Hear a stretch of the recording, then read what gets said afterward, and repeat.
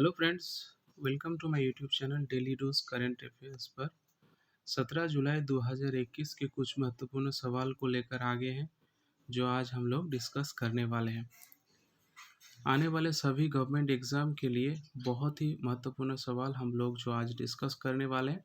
तो चलिए पहला सवाल से शुरू करते हैं। एनटीपीसी रिन्यूएबल एनर्जी द्वारा भारत की पहली हरित हाइड्रोजन आधारित गतिशीलता परियोजना की स्थापना किस भारतीय राज्य या केंद्र शासित प्रदेश में की जाएगी? तो इसका जो उत्तर होगा दोस्त वो लद्दाख है। तो इस सवाल से जुड़े हुए कुछ फैक्ट्स का भी हम लोग डिस्कस कर लेते हैं। जैसे कि एनटीपीसी का फुल फॉर्म क्या है? एनटीपीसी का फुल फॉर्म है national thermal power corporation limited. इसका जो पेरेंट कंपनी है वो ministry of power government of India है। फाउंडेड 1975 में हुआ था और इसका जो करेंटली चेयरमैन एंड एमडी है वो गुरदीप सिंह है।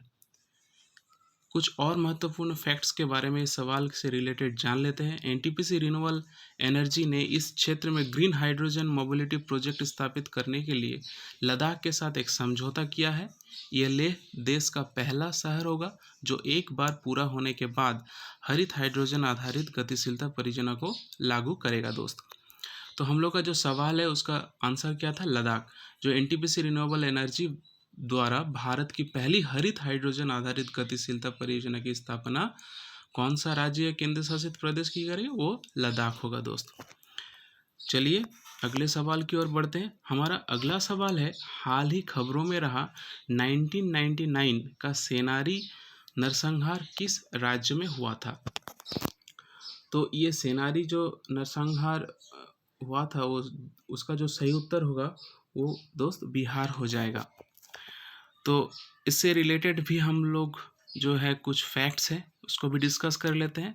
सुप्रीम कोर्ट ने पटना उच्च न्यायालय द्वारा 1999 के सेनारी नरसंहार के आरोपियों को बरी किए जाने के खिलाफ बिहार सरकार की अपील पर सुनवाई के लिए सहमति जताई है। और 1999 जहानाबाद जिले के सेनारी गांव में अब बंद हो चुके माओवादी कम्युनिस्ट सेंटर जो एमसीसी के नाम से भी जानते हैं कि उग्रवादी द्वारा 34 लोगों को गांव में मार दिया गया था। तो हमारा जो सवाल था वो हाल ही में खबरों में रहा 1999 का सेनारी नरसंहार किस राज्य में हुआ था? उसका सही उत्तर होगा बिहार।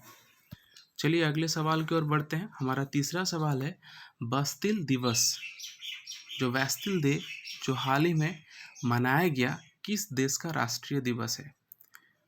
और इसका उत्तर जो हो जाएगा वो है फ्रांस।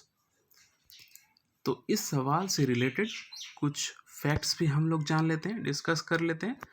बास्टिल दिवस जो फ्रांस के राष्ट्रीय दिवस के रूप में भी मनाया जाता है। हर साल ये 14 जुलाई के भव्य रूप में मनाया जाता है जहां पर आतिशबाजी और परेड के साथ भी मनाया जाता है। राष्ट्रीय दिवस 14 जुलाई 1789 को बास्टिल के पतन के बाद ये मनाया जाता है। फ्रांस जो देश है दोस्त वो यूरोप महादेश में स्थित है। इसका जो करेंटली जो प्रेसिडेंट है वो इमानुएल मैक्रोन है। प्राइम मिनिस्टर जो है जीन कैस्टेक्स है और जिसका कैपिटल होता है दोस्त वो पेरिस है। चलिए अगले सवाल की ओर बढ़ते हैं। बोल बम जो हम लोग सभी परिचित है इस शब्द से, यात्रा आमतौर पर किस राज्य में आयोजित की जाती है? जो बोलबम की यात्रा है वो आमतौर पर किस राज्य में आयोजित की जाती है? तो उसका जो आंसर होगा दोस्त वो उड़ीसा होगा। चलिए इससे रिलेटेड एक फैक्ट्स वो भी डिस्कस कर लेते हैं। आमतौर पर उड़ीसा राज्य में आयोजित बोलबम यात्रा के दौरान भक्त सावन के महीने में शिव मंदिर में पवित्र जल चढ़ाने के लिए शिव मंदिर में नंगे पैर यात्रा शुरू करते हैं। उड़ीसा में मौजूदा कोविड-19 स्थिति के कारण राज्य सरकार ने उड़ीसा बोलबम भक्त की धार्मिक गतिविधियों और स्वभाव पर प्रतिबंध लगाने की घोषणा की है। तो दोस्त हम लोग का जो सवाल था वो बोलबम यात्रा आमतौर पर किस राज्य में आयोजित किया जाता है? उसका उत्तर हो जाएगा उड़ीसा। चलिए अगले सवाल की ओर बढ़ते हैं। अगले सवाल की ओर बढ़ने से पहले आप लोगों से गुजारिश है, अगर वीडियो अच्छा लगे तो ज़रूर सब्सक्राइब करिएगा चैनल को। ये चैनल ही बनाया गया आप लोगों को अपडेट रखने के लिए सभी गवर्नमेंट एग्ज़ाम, ताकि आप लोग आराम से करंट अफेयर्स में कोई दिक्कत ना हो, इसीलिए ये चैनल बनाया गया दोस्त। सो अपडेट रहने के लिए आप सब्सक्राइब ज़रूर करेगा। कर लेना। तो चलिए अगले सवाल की ओर बढ़ते हैं। कर्मन लाइन जो हाल ही में चर्चा में रही थी, किस कारक को निर्धारित करने के लिए प्रयोग की जाती है? जो कर्मन लाइन है वो हाल ही में जो चर्चा में रहते, कुछ कुछ दिन पहले जो न्यूज़ में न्यूज़ में रही थी दोस्त, वो किस कारक को निर्धारित करने के लिए प्रयोग की जाती है? इसका जो आंसर हो जाएगा वो अंतरिक्ष की सीमा को मापने के लिए किया जाता है। इसका जो फैक्ट्स है उसको डिस्कस कर लेते हैं। कर्मन रेखा अंतरिक्ष की सबसे व्यापक रूप से स्वीकृत एक सीमा है जो समुद्र तल से 100 किलोमीटर के ऊपर है, लेकिन अमेरिका अंतरिक्ष के किनारे के रूप में 80 किलोमीटर का उपयोग करता है। और इसका जो नाम है, इसका जो दोस्त सवाल का जो कर्मन लाइन है, कर्मन रेखा है, इसका जो नाम है वो एरोस्पेस अनुभवी विशेषज्ञ थियोडोर वन कर्मन के नाम पर रखा गया था। चलिए दूसरे सवाल की ओर बढ़ते हैं। किस राज्य में बोनालू उत्सव शुरू होगा? ये बहुत ही वेरी इंपॉर्टेंट सवाल है दोस्त, जो आने वाले एग्जाम में आने ही आने वाला है। किस राज्य में बोनालू उत्सव शुरू होगा? तो इसका आंसर हो जाएगा तेलंगाना। इसका जो फैक्ट्स है वो भी डिस्कस कर लेते हैं।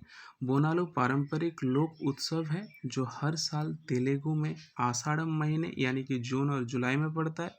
ये उत्सव हैदराबाद और सिकंदराबाद के जुड़वा शहरों और तेलंगाना राज्य के कुछ अन्य हिस्सों में भी मनाया जाता है। बोनालू उत्सव को राज्य उत्सव 2014 में राज्य के गठन के बाद के चंद्रशेखर राव के नेतृत्व वाली सरकार द्वारा घोषित किया गया था। चलिए कुछ और भी फैक्ट्स के बारे में पता कर लेते हैं तेलंगाना राज्य के बारे में। तेलंगाना का राजधानी कहाँ है? और वो है हैदराबाद में। तेलंगाना का राज्यपाल कौन है? अभी तमिलसाई सौंदरराजन है। तेलंगाना के मुख्यमंत्री कौन है? ये के चंद्रशेखर राव। चलिए अगले सवाल की ओर बढ़ते हैं। हाल ही में पाकिस्तान के पूर्व राष्ट्रपति का निधन हो गया है, उसका नाम क्या था? तो उसका नाम था दोस्त ममनून हुसैन। चलिए ममनून हुसैन जो था वो हाल ही में निधन हो गया। वो पाकिस्तान का पूर्व राष्ट्रपति रह चुके हैं, उसके बारे में कुछ फैक्ट्स को भी डिस्कस कर लेते हैं। पाकिस्तान के पूर्व राष्ट्रपति ममनून हुसैन का निधन हो गया।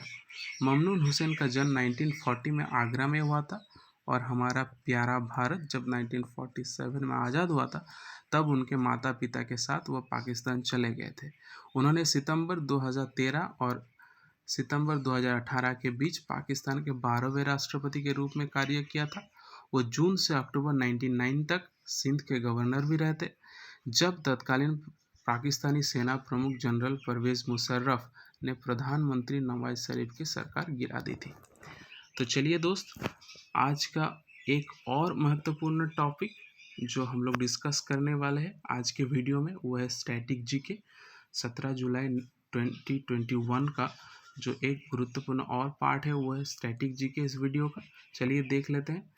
मेला खीर भवानी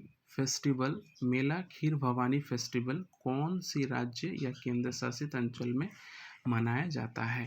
तो हम लोग का आंसर हो जाएगा जम्मू एंड कश्मीर। दूसरा सवाल की ओर बढ़ते हैं। गोरडे कौन से देश की करेंसी है? और इसका आंसर हो जाएगा हैती। चलिए अगले सवाल की ओर बढ़ते हैं। वर्तमान में मध्य प्रदेश का गवर्नर कौन है? हम लोग जो सवाल है वर्तमान में मध्य प्रदेश का गवर्नर कौन है, तो उसका आंसर हो जाएगा मंगूभाई चंगनभाई पटेल। तो मंगूभाई चंगनभाई पटेल जो है वो वर्तमान में मध्य प्रदेश के गवर्नर हैं। अगले सवाल। नक्की लेक भारत के कौन से राज्य में स्थित है? जो नक्की लेक है वो भारत के राजस्थान राज्य में स्थित है और राजस्थान राज्य हमारा भारत का एरिया के वाइज सबसे बड़ा राज्य है दोस्त। कालेसर नेशनल पार्क भारत का कौन सा राज्य में स्थित है? ये कालेसर जो नेशनल पार्क है दोस्त वो भारत का हरियाणा राज्य में स्थित है। प्रिंटिंग मिस्टेक के चलते ये करियाना हो गया दोस्त, सॉरी फॉर दैट, ये हरियाणा होगा। ये दोस्त हरियाणा होगा, हरियाणा होगा। चलिए दोस्त, थैंक यू। वीडियो को अच्छा लगेगा तो लाइक ज़रूर करना, सब्सक्राइब ज़रूर करना।